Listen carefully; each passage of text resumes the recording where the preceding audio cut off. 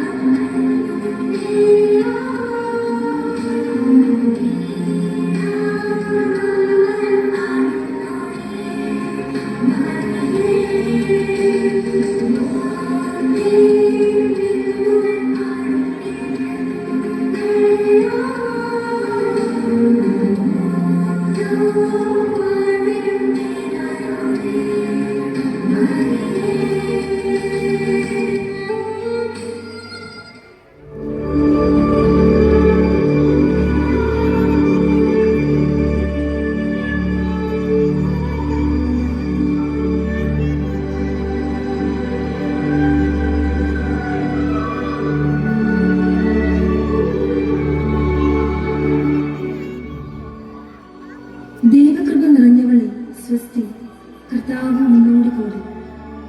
മറിയമേ, നീ ഭയപ്പെടേണ്ട, ദൈവസന്നിധിയിൽ നീ കൃപ കണ്ടെത്തിയിരിക്കുന്നു.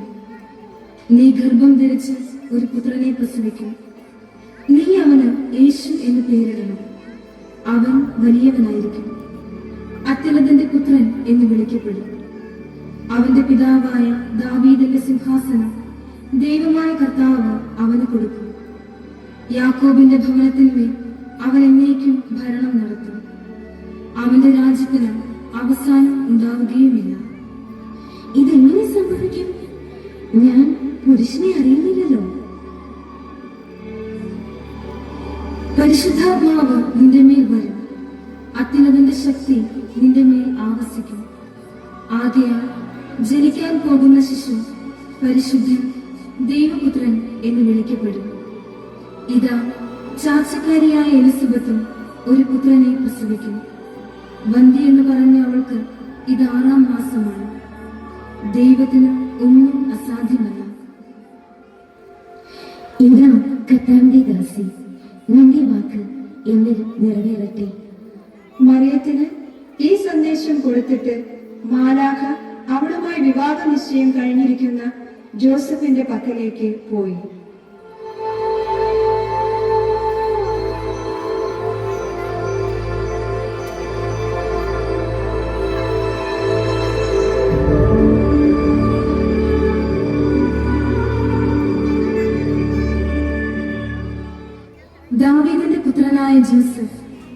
മറിയത്തെ നിന്റെ ഭാര്യയായി സ്വീകരിക്കാൻ നീ ശങ്കിക്കേണ്ട. ഇത് ദൈവഹിതമാണ്. അവൾ ഒരു പുത്രന് ജന്മം നൽകും. അവന് യേശു എന്ന് പേരിടും. തന്റെ ജനങ്ങളെ അവരുടെ പാപങ്ങളിൽ നിന്ന് അവൻ രക്ഷിക്കും.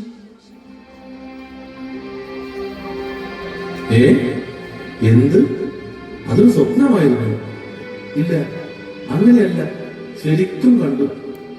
ദൈവം അല്ലെങ്കിൽ സ്വപ്നമായിരിക്കാം അത്. അതെ, അത് സത്യം തന്നെയാണ്. ദൈവം എന്നോട് സംസാരിച്ചു. ഞാനിത് പോയി മറിയത്തോട് പറയട്ടെ. ദൈവത്തിന്റെ നിർദ്ദേശപ്രകാരം ജോസഫ് മറിയത്തെ ഭാര്യയായി സ്വീകരിച്ചു. അക്കാലത്ത് ലോകമെമ്പാടുമുള്ള ജനങ്ങളുടെ പേരെഴുതി ചേർക്കപ്പെടണമെന്ന് അഗസ്റ്റസ് സീസറിൽ നിന്ന് കൽപ്പന പുറപ്പെട്ടു.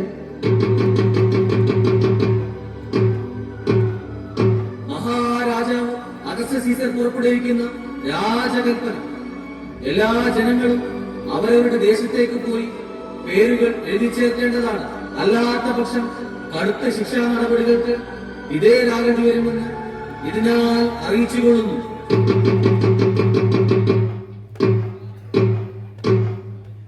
ജോസഫ് ദാവീദിന്റെ കുടുംബത്തിലും വംശത്തിലും പെട്ടവനായിരുന്നതിനാൽ പേരെഴുതിക്കാനായി ഗലീലയിലെ പട്ടണമായ നസ്രത്തിൽ നിന്ന് യൂദയായും ദാവീദിന്റെ പട്ടണമായ ബെത്ലഹേമിലേക്ക് ഗർഭവതിയായ ഭാര്യ മറിയത്തോടു കൂടെ പോയി. അവിടെ ആയിരിക്കുമ്പോൾ അവൾക്ക് പ്രസവ സമയം അടുത്തു. എനിക്ക് വയ്യ ജോസഫ്, ഒരടി നടക്കാൻ പറ്റുന്നില്ല. നീ ഇവിടെ ഇരിക്കും, ഞാൻ എവിടെയെങ്കിലും ഒരു സ്ഥലം കിട്ടുമോ നോക്കാം.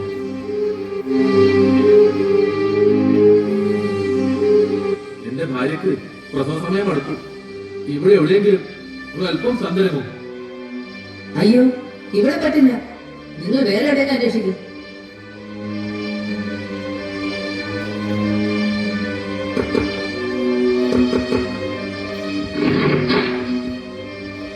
എന്റെ ഭാര്യ പ്രസവത്തോട് പുളയുക.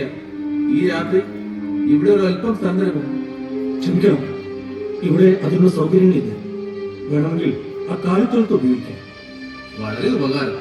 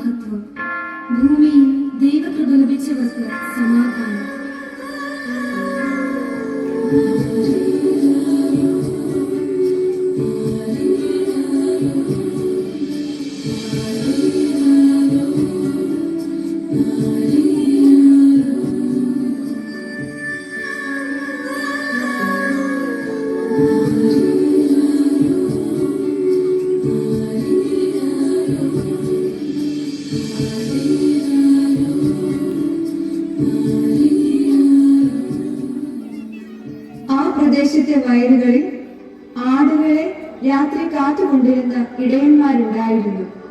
സ്വർഗീയ സൈന്യത്തിന്റെ ഒരു വ്യൂഹം പ്രത്യക്ഷപ്പെട്ടു പറഞ്ഞു, ഭയപ്പെടേണ്ട, ഇതാ സകല ജനത്തിനും വേണ്ടിയുള്ള വലിയ സന്തോഷത്തിന്റെ സദ്വാർത്ത ഞാൻ നിങ്ങളെ അറിയിക്കുന്നു. ദാവീദിന്റെ പട്ടണത്തിൽ നിങ്ങൾക്കായി ഒരു രക്ഷകൻ കർത്താവായ ക്രിസ്തു ഇന്ന് ജനിച്ചിരിക്കുന്നു. അത്യുന്നതങ്ങളിൽ ദൈവത്തിന്റെ മഹത്വം, ഭൂമിയിൽ ദൈവകൃപ ലഭിച്ചവർക്ക് സമാധാനം.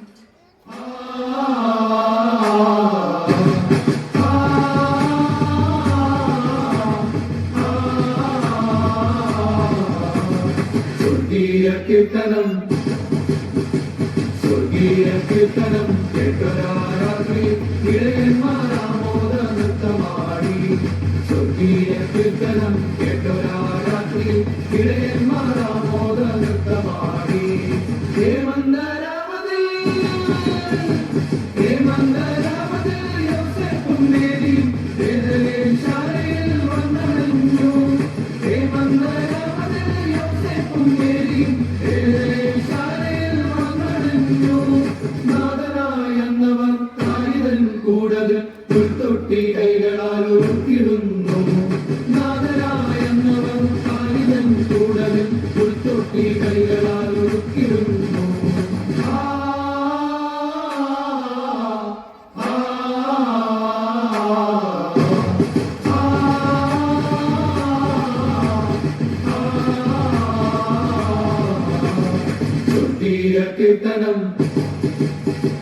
സ്വർഗീയ കീർത്തനം കേട്ടൊരാരാത്രി ഇടയന്മാരാമോദ നൃത്തമാടി.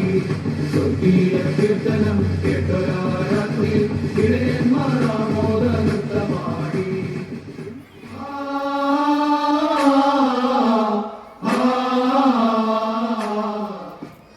അവരാണ് ഉണ്ണീശോയെ ആദ്യം കണ്ടത്. പൗരസ്ത്യ ദേശത്ത് നിന്ന് വന്ന 3 രാജാക്കന്മാർ അവരും ഉണ്ണിയെ തേടി ജെറുസലേമിൽ എത്തി. കിഴക്ക് അവർ കണ്ട നക്ഷത്രം അവർക്ക് മുൻപേ നീങ്ങിക്കൊണ്ടിരുന്നു. ഉണ്ണി കിടന്ന സ്ഥലത്തിന് മുകളിൽ അത് നിശ്ചലമായി. അവർ ദിവ്യ പൈതലിനെ കുമ്പിട്ട് ആരാധിക്കുകയും പൊന്ന്, മീറ, കുന്തിരിക്കം എന്നിവ കാഴ്ചയർപ്പിക്കുകയും ചെയ്തു.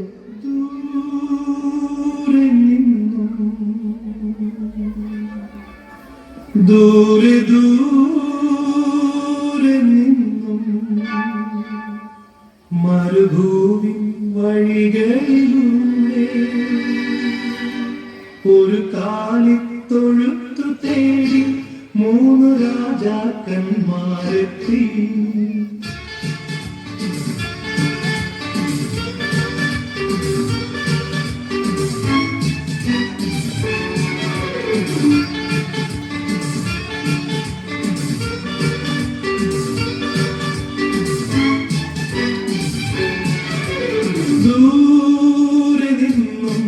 ദൂരെ ദൂരെ നിന്നും മരുഭൂവിൻ വഴികളിലൂടെ ഒരു കാലിത്തൊഴുത്തു തേടി 3 രാജാക്കന്മാരെത്തി.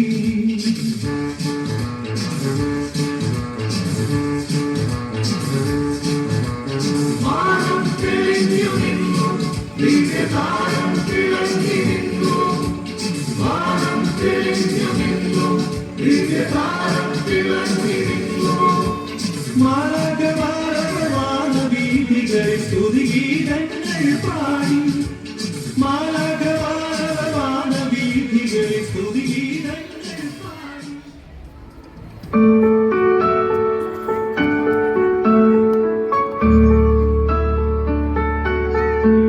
സ്വർഗം